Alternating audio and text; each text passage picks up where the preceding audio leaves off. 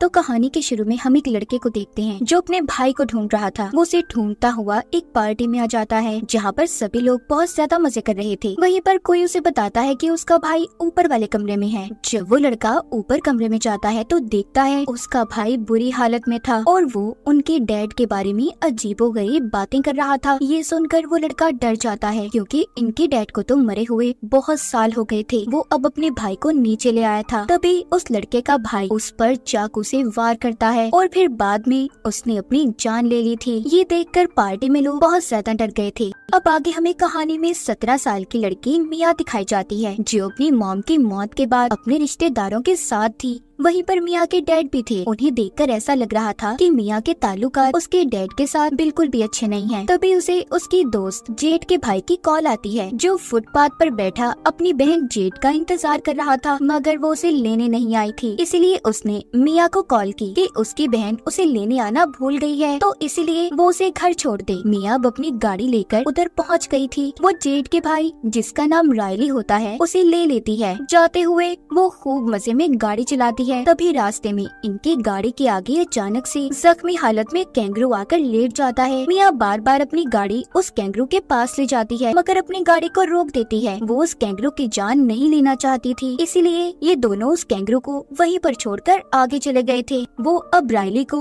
उसके घर ले आती है जहाँ पर वो अपनी दोस्त जेड से भी मिलती है। यहाँ पर दिखाया जाता है मिया की दोस्त जेड अपने एक फ्रेंड के साथ थी जो कभी मिया का भी दोस्त हुआ करता था। लेकिन खैर मिया को अब इन चीजों से कोई फर्क नहीं पड़ता। वो इस बात को नजरअंदाज करके जेड से बहुत प्यार करती थी। अब बातों बातों में मिया जेड को एक वीडियो दिखाती है जिसमें एक लड़की की बड़ी बड़ी काली आंखें थी। ऐसा लग रहा था कि उस पर किसी शैतानी आत्मा का कब्जा हो। तभी वहाँ पर उनका एक दोस्त आता है। आज रात इन सब ने अपने दोस्त के यहाँ पार्टी में जाना था। ये सभी उधर पहुँच जाते हैं। मिया का दोस्त सबको बताता है कि हम एक गेम खेलने वाले हैं जिसका नाम है टॉक टू मी, मुझसे बात करो। मिया इस गेम को खेलने के लिए तैयार थी। उसे एक चेयर पर बिठाकर बांध दिया जाता है। अब उसका दोस्त उसके सामने टेबल पर रखी हुई मोमबत्ती जलाता है। दूसरा दोस्त एक अजीब से हाथ के स्टैचू को मिया के सामने रख देता है। अब उसको ये लोग बताते हैं कि तुम्हें इस हाथ से अपने हाथ को मिलाना होगा और टॉक टू मी बोलना होगा। तभी सारी लाइट्स बंद कर दी जाती हैं। जब मिया ऐसा करती है उस स्टैचू हाथ से अपने हाथ को मिलाती है। तभी उसे अपने सामने एक बूढ़ा आदमी बैठा हुआ दिखाई देता है। ये देखकर तो वो बहुत ज्यादा घबरा गई थी और अपना हाथ उस हाथ से अलग कर लेती है। लेकिन अपने दोस्तों के बहुत कहने पर वो इस खेल को फिर से शुरू करती है।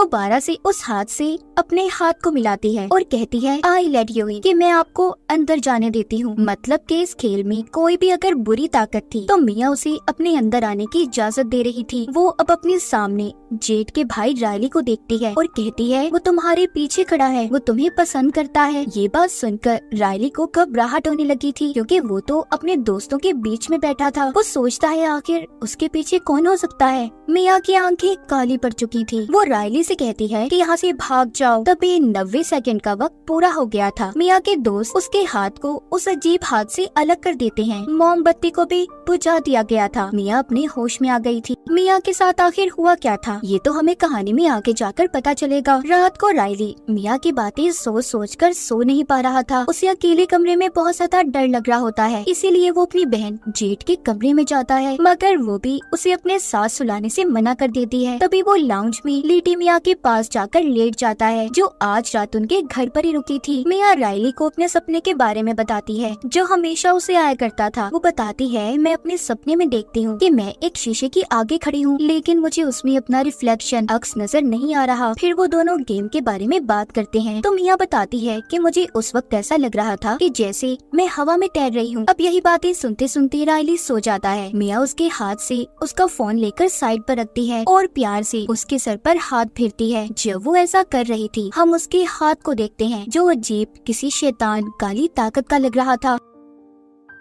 मिया के अंदर वो शैतान अब भी था जो गेम के दौरान उसके अंदर आया था। मिया उस गेम को खेलने के बाद पोजेस्ड हो चुकी थी। रात को सभी दोस्त जेड के घर पर जमा थे। जेड की मॉम अपने बच्चों से कहती है देखो शराब नशे जैसी चीजों से दूर रहना। इतना कहकर वो घर से चली गई थी। अब यहीं पर मिया अपने एक दोस्त से उस हाथ के बारे में पूछती है कि आखिर इसकी कहानी क्या है। वो बताता है कि मैं ज्यादा तो कुछ नहीं जानता पर हाँ इस हाथ के बारे में कहा जाता है कि इसे एक मीडियम के जिस्म से काटा गया था। मीडियम मतलब वो जो भूत प्रेत आत्माओं से बातें कर सकते हैं। ऐसा इसलिए किया गया ताकि आत्माओं की दुनिया से इंसान जुड़े रहें। मतलब ये हाथ आत्माओं की दुनिया का रास्ता है। अब यहाँ पर सभी एक एक करके उस हाथ के साथ गेम को खेलते हैं और बारी बारी सब एक दूसरे की वीडियो भी बना रहे थे। सभी को ऐसा करने में बहुत मजा आ रहा था, मगर जेड इस गेम को एक बार भी नहीं खेलती। यहीं पर रायली भी इस गेम को खेलने का बोलता है, मगर जेड उसे मना करके बाहर चली जाती है। अब जब जेड बाहर जाती है तो मिया रायली को गेम खेलने की इजाजत दे देती है। मिया तो पोजेस थी शैतान के कंट्रोल में, तो जो कुछ शैतान उसे सोचने या बोलने का कह रहा था वो वही कर रही थी।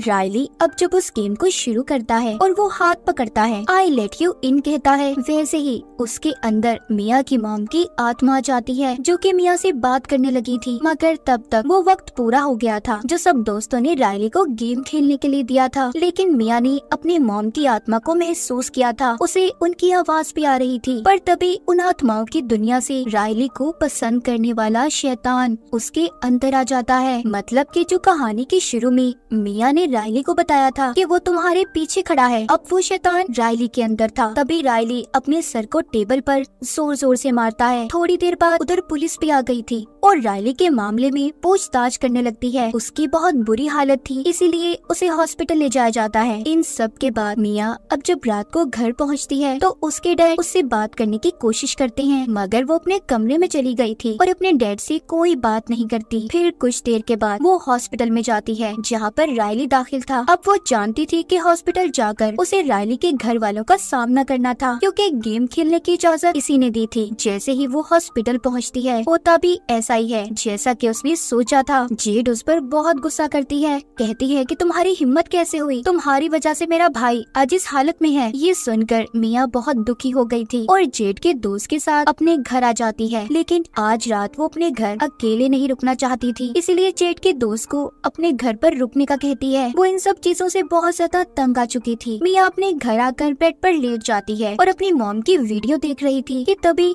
उसकी आंख लग जाती है। उसे अपने सपने में अपनी मॉम नजर आती है जिस वक्त उनकी मौत हुई थी। जैसे ही उसकी आंख खुलती है वो देखती है उसके हाथ के नाखून उखड़े हुए हैं और उनमें से खून निकल रहा है। ये देखकर वो बहुत ज्यादा डर जाती है, मगर ये भी उसका सपना ही था। उसे तभी ये महसूस होता है कि उसके कमरे में जैसे ही कोई और भी है। जब वो जेड के दोस्त के पास उसे देखने चाहती है जो उसके साथ घर पर आया था, उसे एक शैतान नजर आता है जो जेड के दोस्त के पाँव को चूस रहा था। मिया ये देखकर बहुत डर गई थी। वो बार बार उसे जगाने की कोशिश करती है, कहती है उठो, देखो तुम्हारे पास कौन है। लेकिन जैसे ही जेड का दोस्त नींद से जागता है, असलियत में मिया ही थी जो उसके पाँव को चूस रही थी। ये देखकर तो वो बहुत ज्यादा डर गया था और हैरान भी हो जाता है। उधर हॉस्पिटल में जेड और उसकी मॉम जब रायली को बाथरूम में साफ कर रही थी तो तभी रायली जेड के हाथ पर काट लेता है और जोर जोर से हंसता हुआ फिर से अपना सर दीवार में मारता है।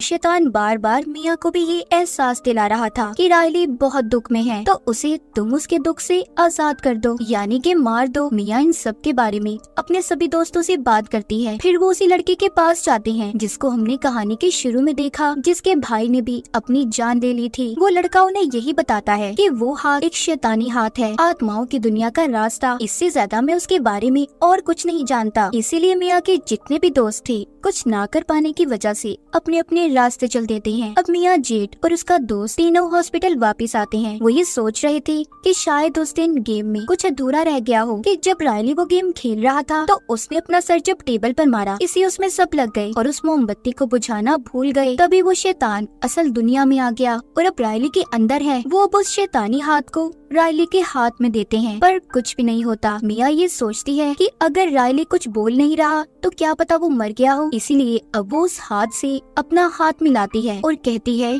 टॉक टू मी रायली, मुझे रायली से बात करनी है। तभी एक छोटी बच्ची उसके सामने आ जाती है जो उसे कह रही थी, आई लेट यू इन। तभी मिया आत्माओं शैतानों की दुनिया में चली गई थी। वो वहाँ पर रायली को देखती है जिसको शैतान ने बुरी तरह से अपने काबू में किया हुआ था। ये देखकर वो बहुत ज्यादा डर गई थी और रोते हुए वापस अपनी दुनिया में आ जाती है। अब वो अपने घर आ गई थी जहाँ पर उसके डैड उसका इंतजार कर रहे थे। वो मिया के आते ही उसे उसके मॉम का खत सुनाते हैं जिसमें लिखा था, मेरे प्यारे हस्बैंड और मियाँ, आज मैं बहुत खुश हूँ। आज मेरे लिए बहुत अच्छा दिन है। मैं उम्मीद करती हूँ तुम भी बहुत अच्छे होंगे। मैं अब बिल्कुल दर्द में नहीं हूँ। ये बातें सुनकर मियाँ अपने डैड के गले लग जाती है। तभी दूर से मियाँ को अपनी मॉम की आत्मा की आवाज सुनाई देती है कि तुम्हारे डैड झूठ बोल रहे हैं। मियाँ बार बार उसे बस यही सुनाई दे रहा था कि तुम्हारे डैड झूठ बोल रहे हैं। तभी शैतान मियाँ के डैड की शक्ल में उस पर हमला कर देता है। मियाँ एक कैंची से उसे मार देती है, मगर वो ये भूल गई थी कि असल में उसके सामने उसके डैड थे। ये सिर्फ उसका बस एक वहम था कि उसके सामने शैतान है। फिर वो अपने दोस्त जेड को कॉल करती है और बताती है कि मैं बहुत दर्द में हूँ, तुम मेरे घर आ जाओ। जेड अब रायली को अकेला छोड़कर मियाँ के घर जाने के लिए निकल जाती है, पर ये क्या, मियाँ तो हॉस्पिटल की पार्किंग में थी जो जाते हुए जेड को देख रही थी। इसका मतलब कि शैतान अभी भी मियाँ के अंदर था, जिसने धोखे से जेड को घर पर बुलाया ताकि वो रायली को मियाँ से मरवा सके।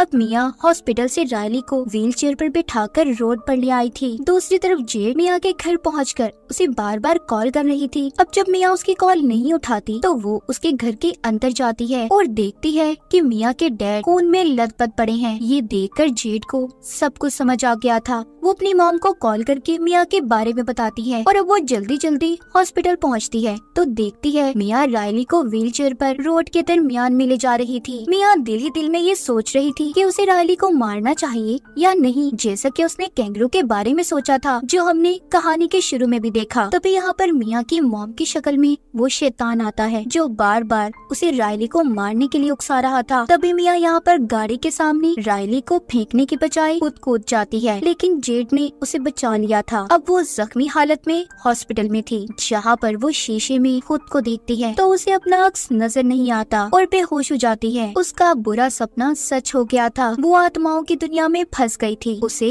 आत्माओं की अंधेरी दुनिया में मोमबत्ती की रोशनी दिखाई देती है। जब वो उसके पास जाती है तो मोमबत्ती के ऊपर एक हाथ होता है। मियाँ जैसे ही उस हाथ को पकड़ती है तो उसे एक लड़का दिखाई देता है जो कहता है आई लेट यू इन, मतलब अब ये हाथ किसी और के साथ गेम खेलने वाला था। ये बात तो साफ थी कि मियाँ ने रायली को बचाने के पीछे अपनी जान को खतरे में डाल दिया। वो हाथ किसके पास था इस बारे में भी किसी को कुछ नहीं पता। और इसी के साथ इस फिल्म की कहानी भी यहीं पर खत्म हो जाती है।